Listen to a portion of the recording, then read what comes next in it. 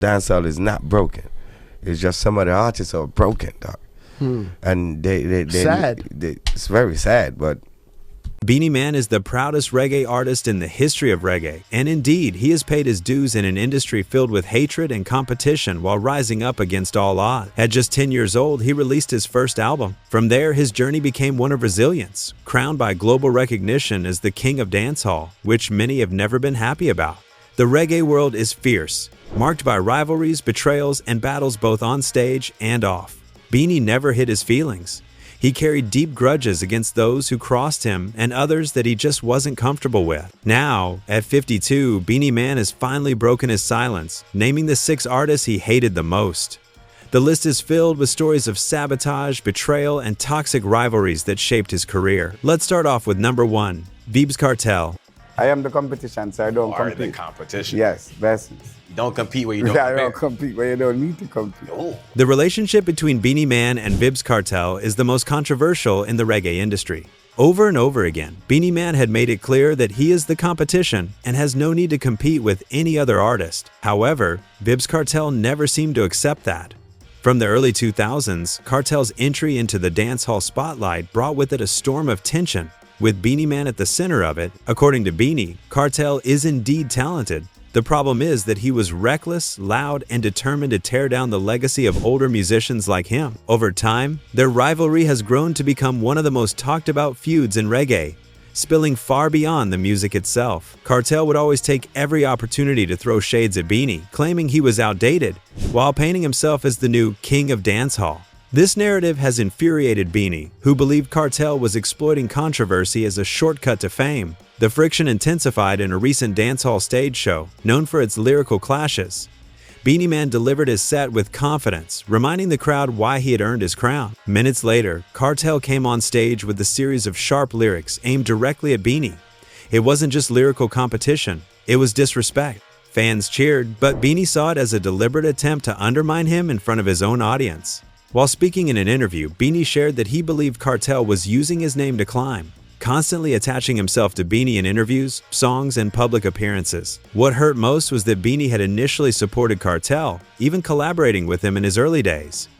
According to Beenie, that support was repaid with hostility. Beenie accused Kartel of spreading damaging rumors about his personal life, including his marriage, finances, and even his relevance in the industry. Even as Kartel faced his legal troubles and eventual imprisonment in 2011, the conflict did not cool down. Beenie refused to back down. He preached that Beenie said that Kartel represented everything wrong with the new wave of dancehall: too much scandal, too much chaos, and not enough respect for those who paved the way. What makes this feud even more striking is how it split fans. Some argued that Kartel's raw talent and controversial image pushed dancehall into a new era, while others stood firmly behind Beenie as the rightful king. For Beenie, however, it was never a debate. He had been winning festivals since childhood, carrying the weight of reggae on his shoulders. While Kartel tried to paint himself as a self-made hero, Beenie Man still carries resentment towards Kartel. Though he occasionally downplays the feud in interviews, those close to him insist that the wounds remain fresh. He sees Kartel as someone who keeps trying to diminish him by exploiting controversy and disrespect. Number 2. Bounty Hunter. The story of Beenie Man and Bounty Killer is one of the most complicated rivalries in dancehall. At first, what seemed like a friendship filled with collaboration and brotherhood quickly transformed into one of the bitterest feuds in reggae history. Beenie often described it as trust turned into betrayal, and much of that betrayal, according to him, stemmed from deception. In the mid-1990s, dancehall was exploding with new voices, and Bounty Killer was already known for his aggressive, commanding style. He had cultivated a loyal fan base and a reputation as a fierce competitor. Beenie, on the other hand, had been around since childhood, slowly maturing into the artist the world would later crown King of Dancehall. Despite their differences, they worked together, often performing at the same shows and even recording on similar rhythms. To fans, it seemed like they had mutual respect. Over time, it became clear that things were not as beautiful as everyone thought between the two. Beenie believed that Bounty had deceived him on multiple occasions, pretending to be an ally while secretly plotting to undercut him. One of the earliest cracks appeared in 1993, when Beenie was invited to perform at a major Kingston concert. According to Beenie, he later discovered that Bounty had lobbied behind the scenes to get him removed from the lineup, telling promoters that Beenie wasn't ready for a stage of that size. Beenie performed anyway, But the incident stayed with him. The rivalry reached explosive heights during the iconic Sting 1993 clash. Promoters framed it as a lyrical battle between the two, but Beenie revealed later that he never expected it to become so hostile. He claimed that Bounty, who had acted like the clash would be friendly competition, took the stage with the intention of humiliating him publicly. That night ended with fans divided, some cheering Bounty's raw aggression, others standing by Beenie's witty comeback. What pained more was that Beenie had once looked up to Bounty. He admitted in interviews that he admired Bounty's early dominance and his ability to control a crowd, but admiration turned to bitterness when deception became a pattern. Beenie believed Bounty would extend a hand in friendship one moment, only to strike with underhanded tactics the next. Even their collaborative moments were marred by tension, with Beenie later saying that they were friends in music but not real friends. By the early 2000s, their feud was legendary.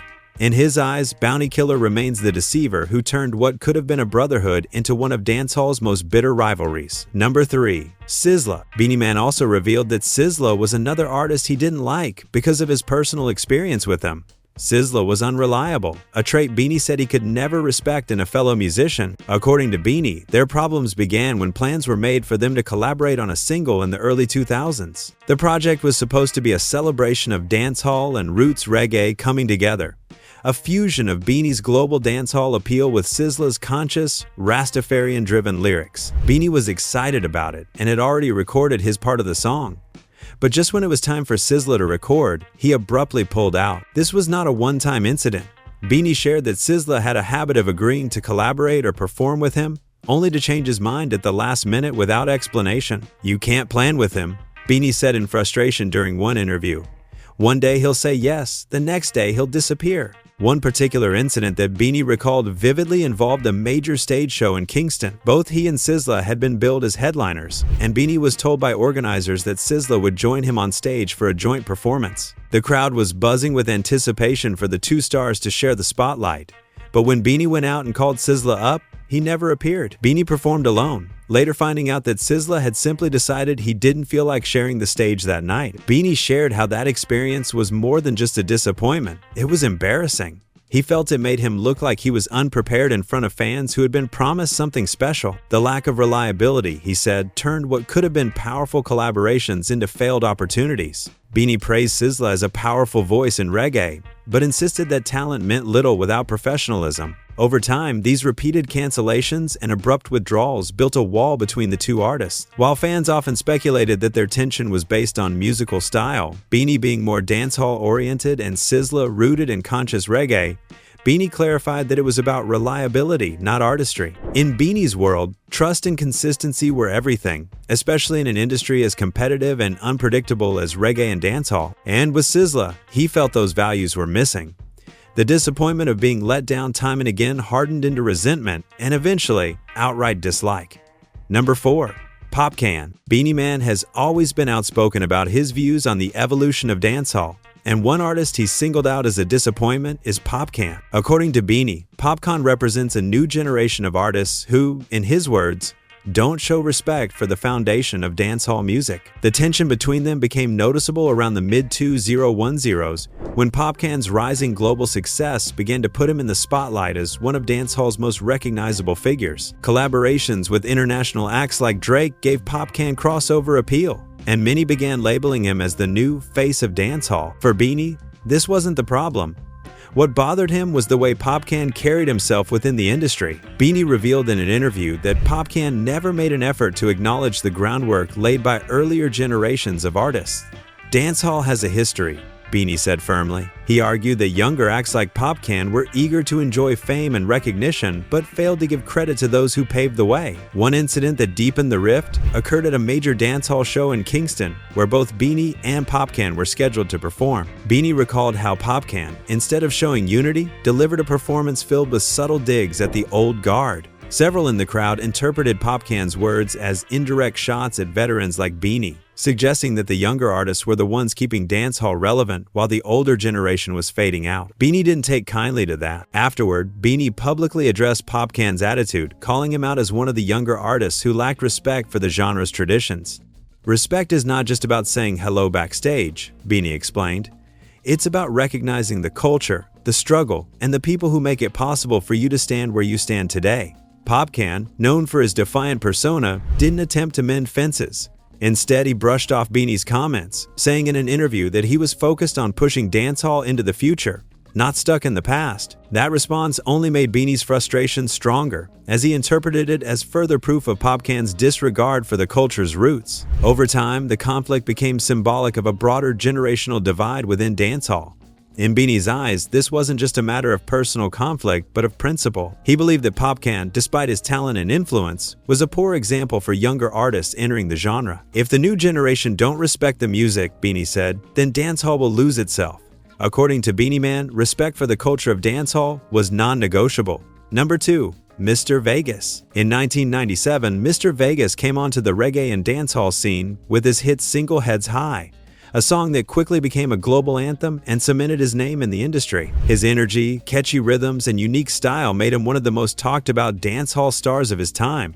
But while fans celebrated his rise, not everyone in the industry admired him. Among the critics was Beenie Man, who openly admitted that he did not like working with Vegas, claiming that his frequency was troubling and his inconsistency made him unreliable. Beanie explained in an interview that one of the things he valued most in music was rhythm and consistency. Dancehall, in his view, was about building trust with fans and fellow artists, showing up, performing at your peak, and maintaining a recognizable flow over time. Mr. Vegas, according to Beanie, lacked that discipline.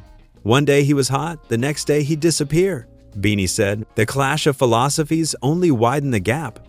While Beanie prided himself on being consistent throughout decades, constantly performing, reinventing, and maintaining relevance, he viewed Vegas as someone who relied on sudden bursts of hype but never sustained momentum. He even mocked Vegas in one interview, saying, "Music is not a lottery ticket where you just win one time and go. It is work, every day, every year." Vegas, on his part, often brushed off these comments, suggesting that Beanie was threatened by younger artists with new sounds. By 2010, when Vegas temporarily announced his retirement from music due to frustrations with the industry, Beanie reportedly used it as an example of the inconsistency he had been talking about for years. To him, stepping in and out of the game at will showed a lack of commitment, and it was a sharp contrast to the longevity and persistence he believed real icons should embody. Yet, despite the dislike, there was also an unspoken respect. Beanie admitted that when Vegas was on, he could deliver hits that shook the globe. But in the view of Beanie, talent without reliability was wasted potential.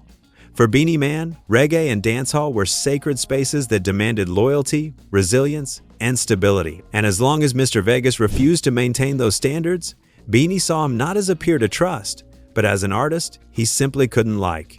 Number 6. Sean Paul. In the early 2000s, Sean Paul was already becoming a global star. His crossover appeal was undeniable. He blended dancehall with pop and hip-hop in a way that gave him access to audiences far beyond Jamaica. While fans worldwide celebrated his rise, Beenie Man had a different perspective, one that revealed why he never truly warmed up to Sean Paul as a fellow artist. Beanie openly shared that while Sean Paul's music was undeniably successful internationally, it lacked the grounding and authenticity that made reggae and dancehall sacred in Jamaica. His songs don't come home enough, Beanie said, meaning that Sean Paul's hits were crafted for global audiences but didn't resonate deeply with the Jamaican streets or the roots of dancehall culture. This criticism came from Beanie's philosophy about what reggae and dancehall should represent. Beanie built his career performing live in Jamaica's most raw and authentic spaces, from street clashes to sound systems where songs had to connect with the people before they went anywhere else. In his opinion, a true dancehall artist couldn't ignore the heartbeat of Kingston while chasing radio spins in New York or London. Industry insiders understood these as subtle jabs at Sean Paul,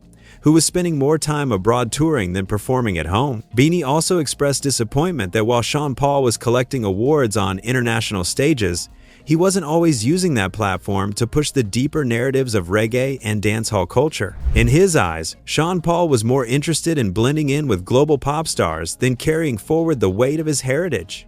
In the late 2000s, Beanie and Sean Paul shared stages occasionally, but the tension lingered. Beanie was quick to acknowledge Sean Paul's global impact, even calling him a star abroad. But he never let go of the idea that Sean Paul's music was homeless in Jamaica. And as long as Sean Paul's songs didn't come home enough, Beanie struggled to see him as a true representative of the dancehall legacy, which is why his name is in this list with the other 5 artists that Beenie Man hates. Let's know your thoughts in the comments section. Subscribe to this channel for more videos like this. Like and share.